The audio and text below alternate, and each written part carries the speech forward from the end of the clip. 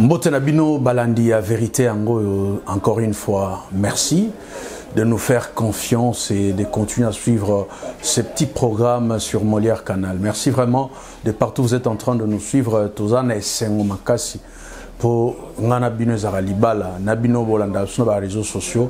Tolobi merci. Léo Toyambi, fils Mokoko oyazwaki likama mais tokomia wa tomoni akotambola akosaba mouvement mwana mboka gardien du temple mbote na yo mbote chevalier de la plume donc na sepeli koyamba bino awa na obabengi état major au siège ya armée des bâtisseurs tisekedistes association na lingomba ya UDPS Tshisekedi.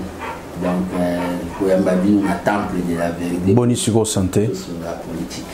Ouais, santé, ils ont évolué bien. Toujours prise en charge par Maman Olivier Kabila. On a continué à remercier. À bientôt, on a organisé au Babengi messe d'action de grâce pour remercier Nzambe Nandenge à Touchaki Mote Manae ou à Soumanga na handicapé. À mon événement, Maman Olive Masolo Gitoko, à part prise en charge d'enveloppe, donc.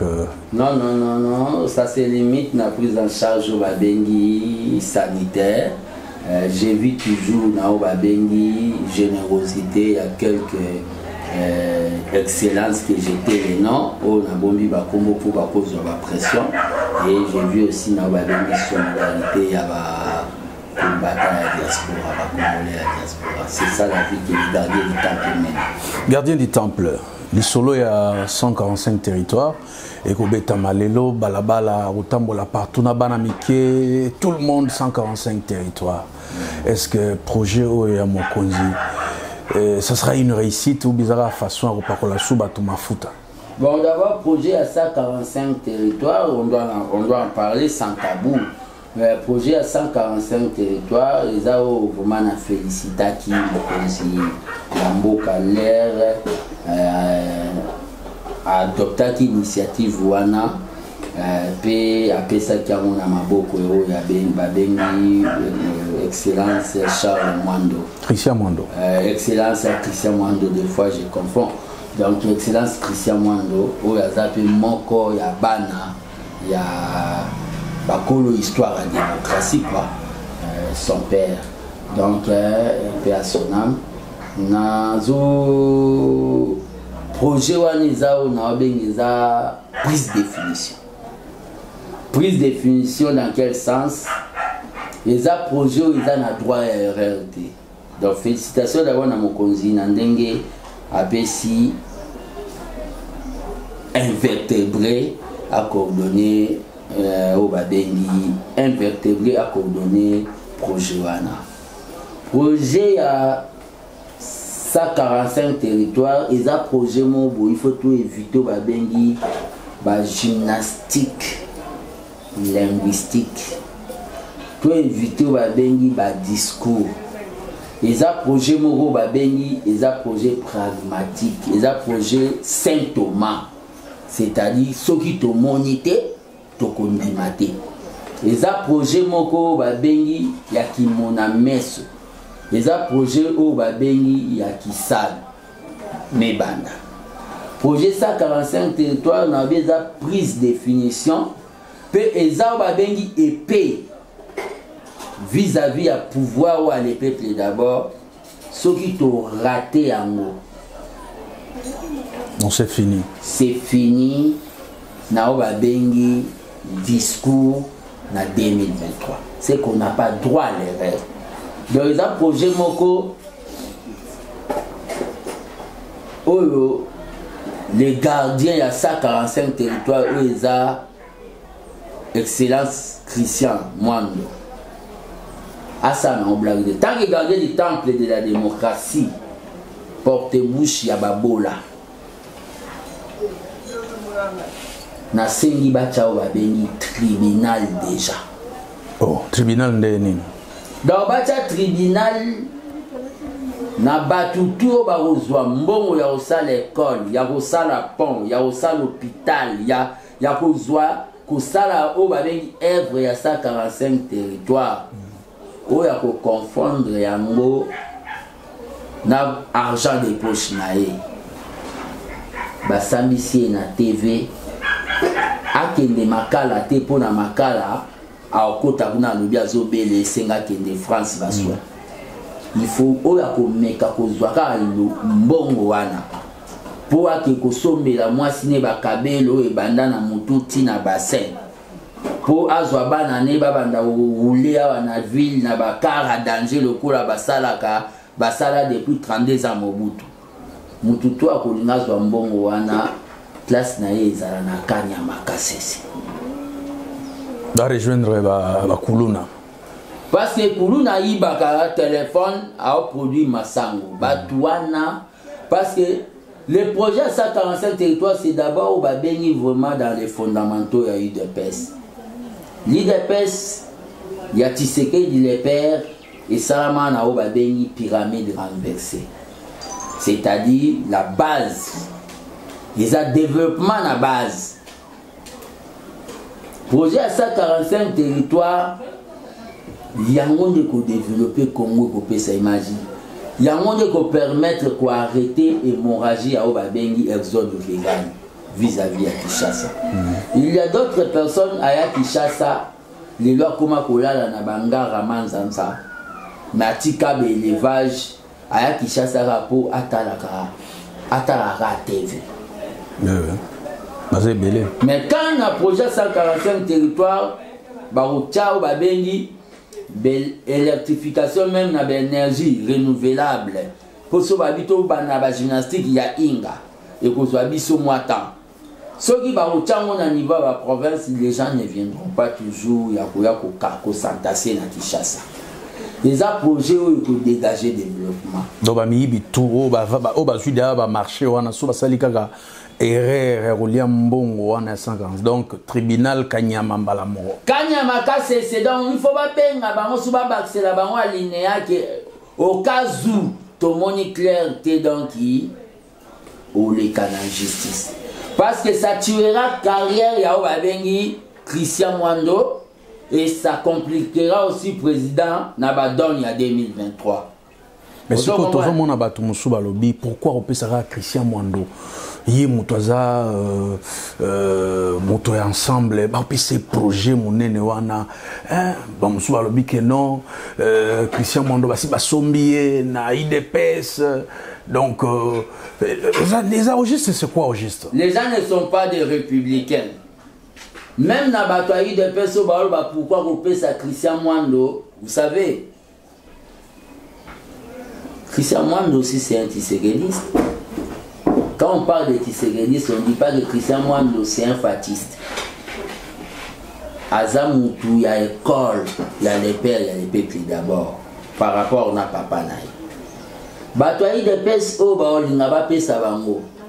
D'abord bilan na bango ya ba misusu to bombia on âme. On est en train d'observer bango ndenge bazo sala. Lobiso kebité ba ozonga na école du parti na bande tous. Nous les totindi ba on a guerre lo moi malonga pe ba sali vraiment matin à part ba cas exceptionnel ba Nicolas Kazadi et consort. Vous comprenez le problème qu'il y a. Le président de la République n'est pas le président seulement des membres de l'IDPS. Il doit travailler dans la compétence. Il va s'oublier par rapport à quoi? Pourquoi les gens ne veulent pas être des républicains? Pourquoi les gens veulent tout simplement travailler pour la tendance politique? Pourquoi les gens, quand ils sont dans ce qu'on appelle une mouvance présidentielle, Bazakuna, sa politique à chauve-souris. Les gens veulent que Christian Mwando fasse la politique à chauve-souris. On est dans la mouvance présidentielle, mais on est là encore pour mettre les bâtons dans les roues de la mouvance présidentielle. Dépôt des bananes et simbate, pour le bibo le baquet, échec et talibi sauté. Au moment où dans un gouvernement et à la Koba Béni, esprit d'équipe, nous mourrons ensemble, nous vivrons ensemble. Au moment où on est dans un gouvernement, même si vous êtes contre proposition, mais la majorité, vous savez, on doit faire de la pédagogie aux gens. Beaucoup de gens pensent que le français, c'est la sagesse politique. Nous sommes de l'université de Tshisekedi de l'Épée. La démocratie, c'est le pouvoir du peuple pour le peuple. De manière universelle. Mais la démocratie aussi, la loi de la majorité, la voix de la majorité, protection de la minorité. Si vous êtes dans un gouvernement, on adopte par exemple 145 territoires, même si vous êtes contre Yango, si c'est déjà adopté, vous êtes obligé de soutenir ça. Ce qui n'est pas au Babengi le cas, la Batoumissous. C'est pour cela, vu la confusion, les a même dans l'union sacrée. Acheter. Christian Mwando, c'est un pauvre comme moi.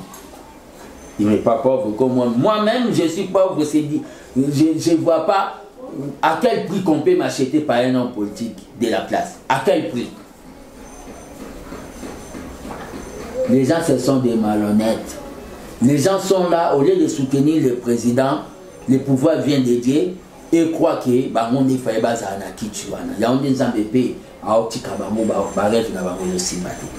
donc personnellement je soutiens Christian Mwando que je n'ai jamais rencontré. Vous comprenez?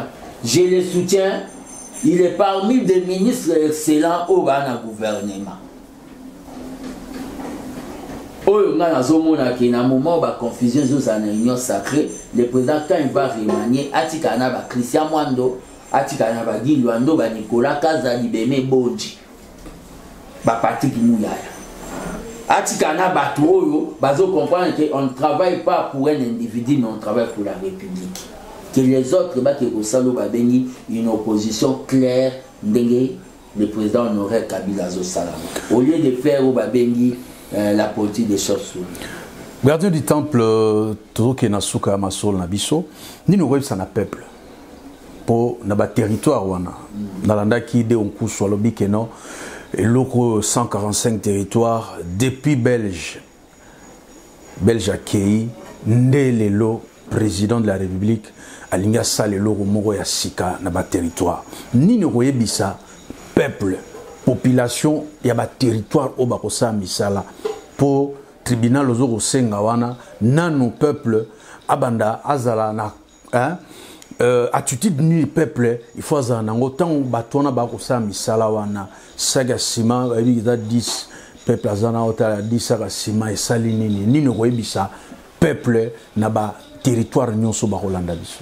Message en tant que gardien du temple de la démocratie, tu sais le Nouveau Testament, il y a peuple, il y a Congo, surtout dans le Congo profond. Projet à 145 territoires, il faut que vous allez au biso na ide peste au bien à Kalis ou Nicolo la liste. Il faut que vous allez les yeux et les oreilles du chef. Projet à 145 territoires, et ça occasion de batouba formula ba dépôt ya ciment na ciment ya otonga ba hôpital, to école. Et ça occasion de batouba formula ba dépôt ya hôtel kaka ba beni ba barre de fer, ba barre de 10, ba barre so de 18. Bo zalamis, bo silvé yango ngamo ku nazoloba dès que nazo se rétablir nazo sala o ba beni tourner na Congo mobimba. Na ba coin autour ba o ba programmer ba on ba zo makambo o na obenga ki mona meso, c'est-à-dire ceux qui vont monter faux mouvement eza ba bengi projet eza projet il fait si la caca type avion na biso il y a les peuples d'abord qui quittent l'aéroport en 2023 bo surveiller yango. Bo sivé yango bo pesa biso ba information pour tout bandeni to ko dénoncer batouana. Le ministre sera ici à Kinshasa. Boye bandeni beaucoup banda ko pesa yepé ba information parce que batu bakola na bitidi ya mabe ya ko confondre les intérêts à peuple. Batu tout bazana kata projet wana zozonge pas ministre Christian Mwando. Entrepreneur, il faut déclarer bien avant. Déclarer bien avant déjà. Et ça que voilà nanda kuya. Il est ajouté Le quoi la société n'a pas diminué à côté n'a pas béni ma cambassa 45 lobby to komi comme nos autres immeubles surtout mon aux autres immeubles yo zoaki contrat na makambu ya projet 145 territoire faux mouvement. Donc peuple faut être vigilant. Des fois dans le banabino boye tu serais le père à sans rajout mususu. Un peuple qui croise les bras, qui ferme sa bouche par rapport à la situation à Mabé ou à constater, c'est que ce peuple-là lui-même veut le mal naïe, à l'indi pas si naïe. Bon, ça la peuple à maturité, c'est-à-dire bon contrôler pour bon sur un ministre Christian Mwando, pour sur un Mokonzamboka. Merci vraiment. Beaucoup de gens, pour terminer, beaucoup de gens sont à l'aise, les total à la TV, à la pays étrangère. J'habite Marseille, j'habite Monaco, j'habite Bordeaux. Mais Bisson Koni, ni Moutaouza Fier à Olobake, j'habite Mopompa, j'habite Kasumbalesa, j'habite Bassankousou, j'habite Idiofa. Moutaouza là, bon, moi je suis un idiofien. Moutaouza la fier dans mon dengeni. Moutazo, pourquoi non, le projet de 145 territoires et vous permettre na biso au toi na Kinshasa pe na bino boza na Congo na kati to vivre ndenge moko, c'est-à-dire biso moko photo zalo ba bengi ba surveillant nango photo to sunga oyo Mokonzamboka pe si responsabilité wana pe qu'il n'y ait pas de trafic d'influence. Oh, je suis de la famille présidentielle. Fatih n'a pas de famille présidentielle. Sa famille présidentielle, c'est l'épée. Je suis de famille présidentielle. Au Vandi Lelo, au créé société, au Boueka, il y a Lelo, au Komo, il y a Olingo, il y a marché, il y a au Salabaka niveau, dans sa 45 territoires. Pas question. Je suis confiant dans le ministre Mwando. C'est quelqu'un, quand j'ai appelé qu'il est vertébré, c'est quelqu'un qui est la manipulation à Bongo. Et pour atteindre les côtés. Merci vraiment, gardien du temple, na moi tango pesagibiso. Tobeti solo et à 145 territoires, na gardien du temple, bana Congo, bozu message, peuple, na ba territoire bisiganyo sozali, misuga, oyameki, bo dénoncer bango, pour tribunal oyo, gardien du temple à lobby, il faut mesalema. Il doit y avoir un tribunal spécial. Un tribunal spécial où Moutoualeki Batounie et à la licence à Kassima. Mbongo Zouadi Boutomoni clarté n'a diré pas la carte les kanya makasesi. A que produit ma sang. Merci. Tomonani Namikulezo Goyana Basige Moussousou. Karanama Motali 145 territoires. Trozongela sous gardien du temple. Toujours. Tolobi Nzambe a continué au Moussala na santé nayo. Merci. À nous revoir.